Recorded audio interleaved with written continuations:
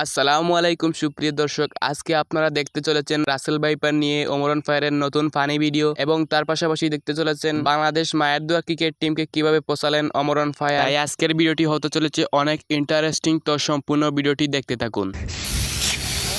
আসসালামু আলাইকুম বস। আমি বাংলাদেশ থেকে রাসেল ভাইপার। বলো কি, তুমি সত্যি বলছো? বস, আপনি এটা আমারে কোন দেশে পাঠাইছেন? বাংলাদেশের মানুষ আমার থেকে ডরাইব তো দূরের কথা, আর আমারে নিয়ে মজা করে। বাংলাদেশের ফেসবুকের কন্টেন্ট ক্রিয়েটররা আমারে নিয়ে মিমস বানায়, টিকটকাররা ইউটিউবাররা আমারে নিয়ে কন্টেন্ট বানায়। বাংলাদেশের টিভি চ্যানেলগুলো তো প্রচার করা শুরু করতেছে রাসেল ভাইপারে মারতে পারলেই 50,000 টাকা পুরস্কার। মানে এরপরের থেকে তো আমি টরের ছুটে এই জঙ্গল থেকে বাইরে বেরোতে পারি না।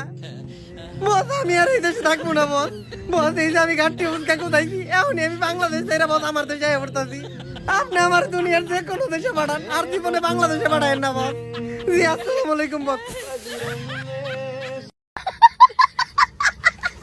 দেখুন মায়ের দোয়া ক্রিকেট টিমকে কিভাবে পোষালেন ওমরন ফায়ার। Hello Bangladesh cricket board. জি, আমি সুন্দরবন থেকে রয়্যাল বেঙ্গল টাইগার। ও তাই নাকি?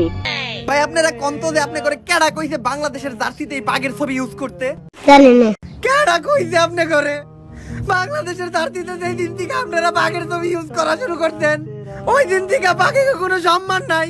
বনের কোনো বাণী আমাকে কোনো সম্মান দেয় না। কোন দেশ থেকে জানি এক রাসেল ভাই বেড়াইছে, ওই রাসেল ভাই বেড়ার এই বাঘের থেকে সম্মান বেশি। সবাই টিটকারি মারে আমার ঘরে নিয়ে, আমরা কোনো জায়গায় যে মুখ যাইতে পারি না। দেখেন ভাই, লাস্ট ওয়ার্নিং দিতাছি, বাংলাদেশের জার্সি থেকে এই বাঘের ছবি সরাইতে হইব, আর বাংলাদেশ টিমের নামের পাশ থেকে এই টাইগার নামটা সরাইতে হইব, নয়তো আমরা বনের যত বাঘ আছি সব এক এক করে কলা গাছের লোকে ফাঁসি দিয়ে আত্মহত্যা করবো।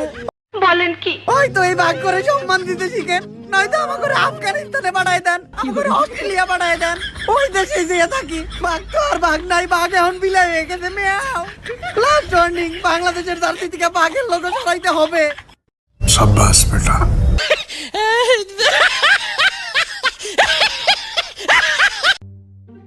কিরে, তুই এই সময় এই জঙ্গলের ভিতরে কি করস? তোরা তো বেটা রাসেল ভাইপার কামড় দিব। আমি তো এই জঙ্গলে রাসেল ভাইপারই খুঁজতাছি। এই বেটা, তুই কি বুঝাই নাকি? মানুষ রাসেল ভাইপারের ডরে ঘর থেকে বেরোনোর সাহস পায় না, আর তুই এই জঙ্গলে রাসেল ভাইপার খুঁজতাছস? কেন তুই খবর দেওস নাই? একটা রাসেল ভাইপার ধরতে পারলে 50,000 টাকা পুরস্কার। তুই ওই সাইডে খুঁজ, আমি এই সাইডে খুঁজতাছি। এই কথা আগে কবি না, আগে কইলে তো এতক্ষণ একটা রাসেল ভাইপার ধইরা ওলাইতাম। বলো কি, তুমি সত্যি বলছো? হ্যাঁ। ফেসবুকে রাসেল ভাইপারও ফ্রেন্ড রিকোয়েস্ট দিছে, রাসেল ভাইপারের বউ ফ্রেন্ড রিকোয়েস্ট দিছে। বলেন কি? প্রথমে রাসেল ভাইপারের বউয়ের ফ্রেন্ড রিকোয়েস্ট অ্যাকসেপ্ট করবো। অ্যাকসেপ্ট কইরা মেসেজ দিয়ে কমো যে আপনি তো দেখতে প্রচুর সুন্দর। এসব কি বলছেন আপনি? মহিলা মানুষ একটু প্রশংসা করলেই গইলা যাইব। তারপরে রাসেল ভাইপারের বউয়ের লগে একটা ভালো সম্পর্ক বানামু। এ কি করে সম্ভব? চালাক না হইলে দুনিয়াতে টেকা খুব কঠিন। তারপরে রাসেল ভাইপারের ফ্রেন্ড রিকোয়েস্ট অ্যাকসেপ্ট করবো। প্রত্যেকটা জামাই যেহেতু তার বউরে দেখে ভয় পায়, তো রাসেল ভাইপার ওর বউরে দেখে ভয় পাইবো। মানে তো রাসেল ভাইপার যখন দেখবো যে ওর বউয়ের লগে আগের থেকে আমার মিউচুয়াল ফ্রেন্ড আছে আর ভালো সম্পর্ক, তখন ও আর আমার কিছু কইব না। এইভাবেই আমরা রাসেল ভাইপার থেকে বাঁচতে পারবো। আচ্ছা, তাড়াতাড়ি রাসেল ভাইপারের বউয়ের রিকোয়েস্ট অ্যাকসেপ্ট করে লাই। এইটাই হইলো রাসেল ভাইপার থেকে বাঁচার উপায়। ভাগ্যিস রাসেল ভাইপার ফেসবুক ইউজ করে না, নয়তো যে পরিমাণে ভাইরাল হয়েছে সে নিশ্চিত পেজ খুলে কাপড় ব্লগ শুরু করতো।